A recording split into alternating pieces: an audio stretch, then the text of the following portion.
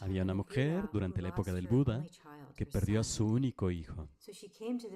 Por lo tanto, acudió al Buda con el cuerpo de su cuerpo y una gran desesperación y le dijo al Buda, oh, por favor, vuélvelo a la vida. Ella sentía muchísimo dolor.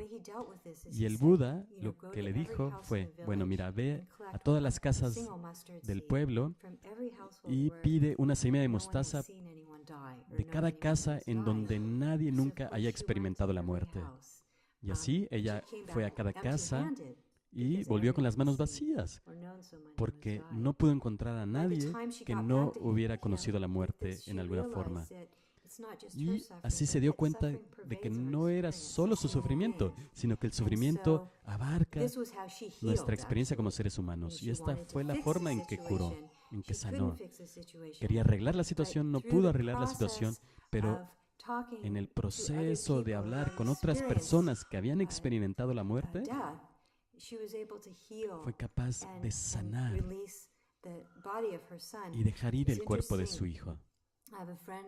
Es interesante, tengo a una amiga quien perdió a su hijo cuando era adolescente y ella dice que sentía mucho dolor, pero comenzó a asistir a un grupo de apoyo con otros padres que habían perdido a hijos y ahí es donde logró esa transformación del yo sufro al el sufrimiento existe.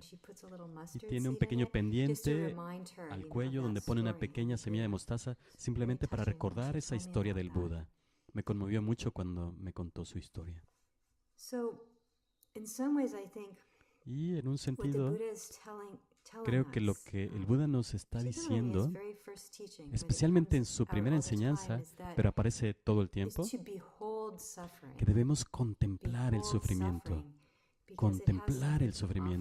porque tiene algo que ofrecernos. Cuando somos capaces de ser testigos, de contemplar el sufrimiento, esto nos lleva de esta situación de miedo al coraje, al valor. Nos separa del estado en el que decimos yo sufro, al estado en el que podemos decir el sufrimiento existe y somos capaces de verlo. Nos lleva de un sentido de yo muy rígido y restringido, de dolor, a una forma más compasiva de ser, en donde puedes comprender a los demás, habiendo salido del yo sufro al el sufrimiento existe. Nos saca de un estado de aislamiento y vemos que no somos víctimas. Vemos que así es la vida, el sufrimiento existe. No somos víctimas de nuestra vida. Y todas estas cosas, valor, compasión, la comprensión de la interdependencia, el yo no soy una víctima, todas estas son experiencias que no conectamos con el sufrimiento. Esto es lo mejor de los seres humanos. Y es muy interesante porque si comienzas a ser capaz de contemplar el sufrimiento, ser testigo del sufrimiento, estas líneas entre el placer y el dolor, el sufrimiento y la felicidad, comienzan a borrarse un poco. Si el contemplar el sufrimiento te hace más valiente y más compasivo, entonces, ¿qué es el sufrimiento? ¿En qué se convierte el sufrimiento para nosotros? Y a veces las cosas que consideramos como las causas de la felicidad, el pie de manzana o lo que sea, estas cosas comienzan a darnos un poco de sufrimiento. Aquí es donde comenzamos a sentir el calor de la práctica. Cuando la diferencia entre el placer y el dolor comienza a borrarse. Y aquí surge una cierta inteligencia cuando comienzas a cuestionar. Cuando dejas de apartar de ti de forma automática el sufrimiento y cuando dejas de forma automática dejas de aferrarte al placer. Y es una experiencia muy interesante para el practicante y creo que indica que algo está cambiando en nosotros. Y ese es el espíritu de la práctica.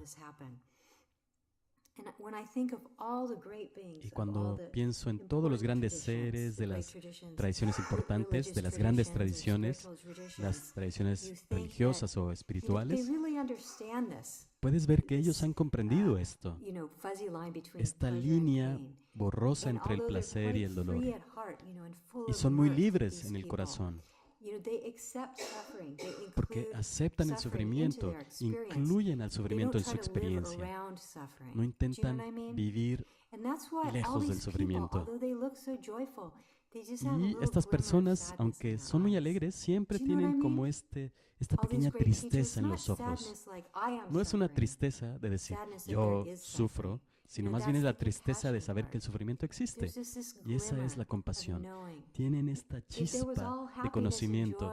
Si todo fuese felicidad y alegría, y que eso sería sospechoso. Eso significaría que uno no puede sentir el mundo, pero la práctica tiene que ver con sentir al mundo.